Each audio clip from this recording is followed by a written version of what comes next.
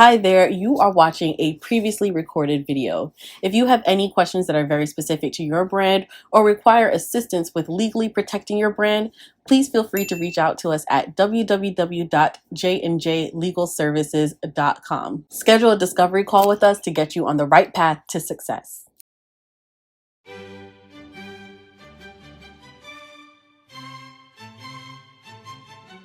Hi everyone, welcome to episode 3 of the Alien in the Courtroom series, a series aimed at helping young entrepreneurs and young startup businesses make better legal decisions for their brand. If this is your first time seeing my face, I am Jaleesa, your friendly neighborhood lawyer.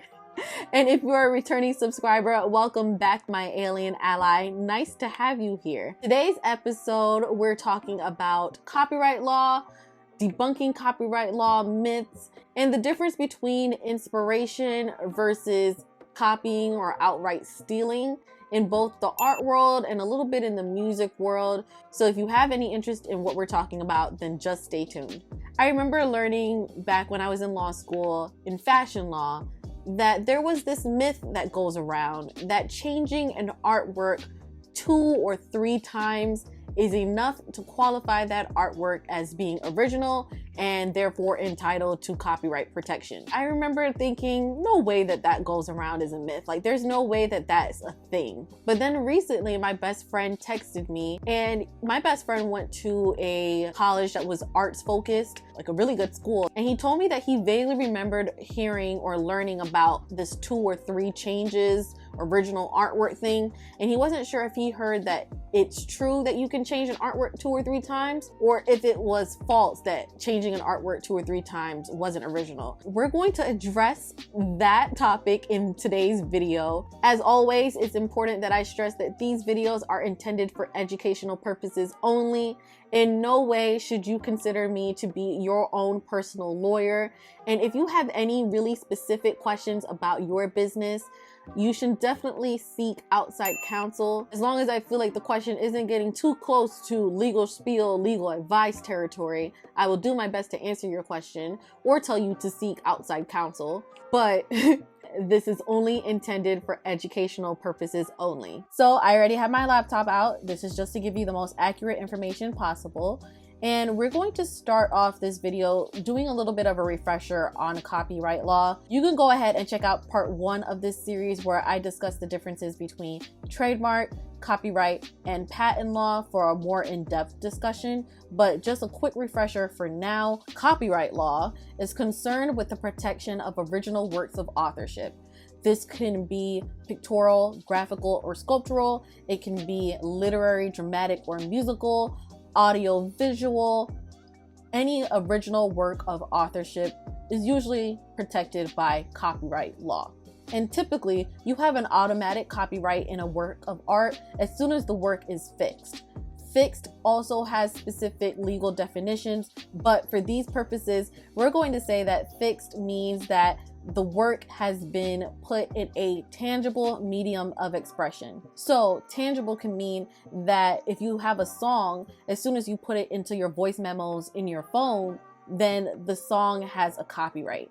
Or if it's a painting or a drawing, as soon as you put it onto a canvas or a piece of paper, it is fixed in a tangible medium of expression. Or maybe you're writing a book. As soon as you put it onto paper or maybe even into your laptop, it is fixed in a tangible medium of expression. You do have a unregistered copyright in your work of art as soon as it is fixed in a tangible medium of expression, but for the greatest protection possible, you want to go ahead and register your copyright with the federal government to protect your work from infringers. So to answer my best friend's question, there is no such thing as a 2-time, 3-time, 20-time change rule. When it comes to creating a work that is entitled to copyright protection, it has to be an original work of authorship. The real test is to see whether an ordinary person, an average Joe, can look at both of the pieces side by side and see if they look the same, and see whether they think that these 2 pieces of art are the same thing. If the person can see too much similarity between the 2 pieces of art, then most likely the second piece has infringed upon the first one. So we really want to be careful when we're coming up with like artwork designs, when we're building brands, whether it's a fashion company, maybe if you're writing a book that draws inspiration from another book. You really want to be cautious about taking inspiration too far. If the two pieces side by side look similar, you are in trouble. So that brings me to another question that my friend asked afterwards. He brought up music sampling. So in the world of music, we all know what a music sample is. It's when you take pieces from a song, whether it's the beat of the song or maybe a line from another person's song, to create a new one. And usually music sampling is done by licensing agreements or just asking for permission. Most likely licensing agreements, because it's the business world and you need an agreement, you need everything in writing. So he brought up the fact of music sampling because it's very obvious that when an artist has taken a piece of another song to create a new one.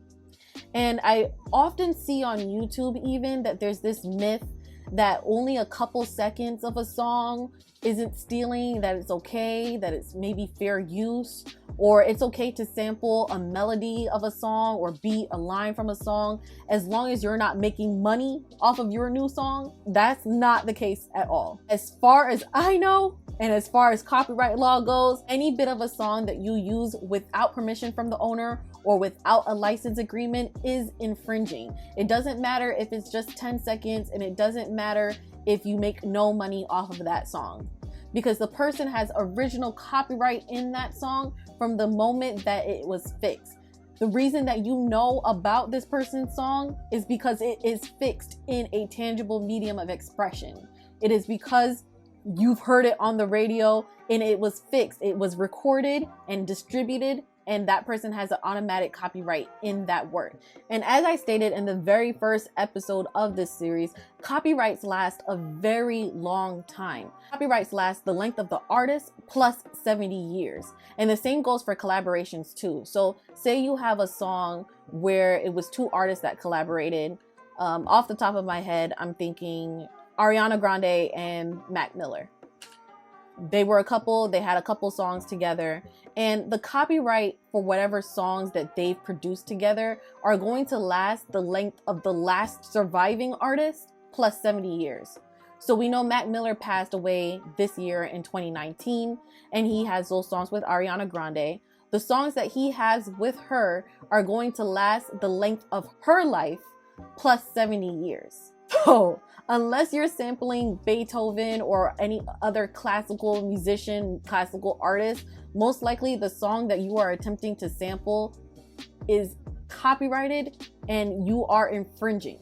As an artist, that you just want to avoid that kind of trouble anyway. Whether it's a visual art or music art, you have to be careful when it comes to getting inspiration from other sources. I often think about the Pharrell Blurred Lines debacle that happened maybe a couple years ago, where Pharrell and Robin Thicke got in trouble for using Marvin Gaye's song, or I guess similar beat and melody, for their Blurred Lines song.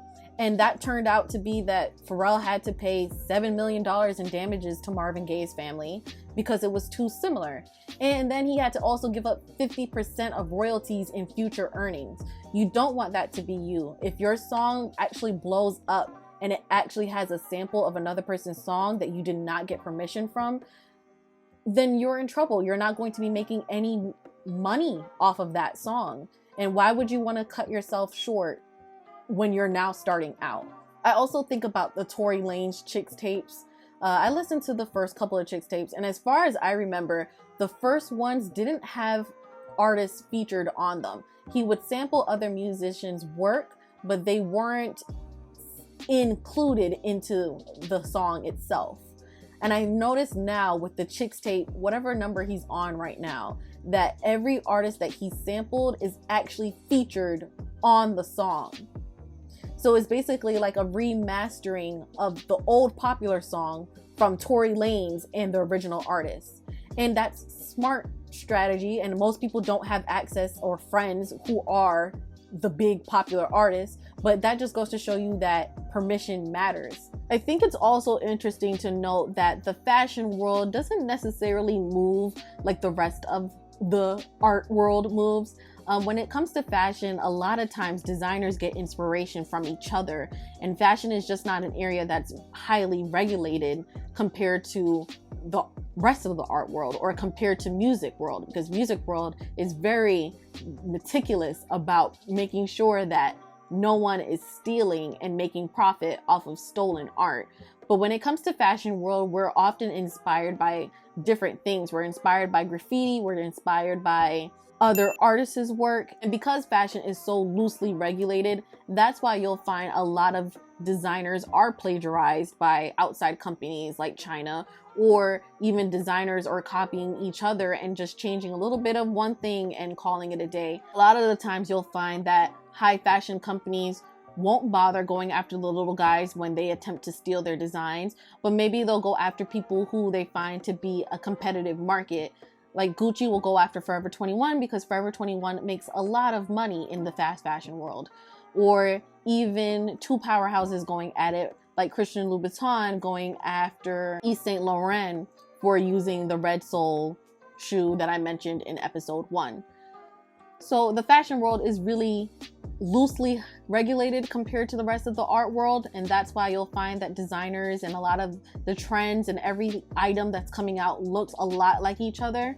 So this is probably an area where you can get away with a lot more than you could in music or than you could in maybe art painting world. So that brings us to the end of this video. Hopefully you have a better understanding of how copyright law works and you are able to better distinguish between inspiration versus copying, both in the art world, the music world, and in the fashion world as well. I think as new startups, we're looking for inspiration from outside sources. We're taking in a lot of different materials and ideas, and we just want to be careful that we don't get too close to someone else's intellectual property.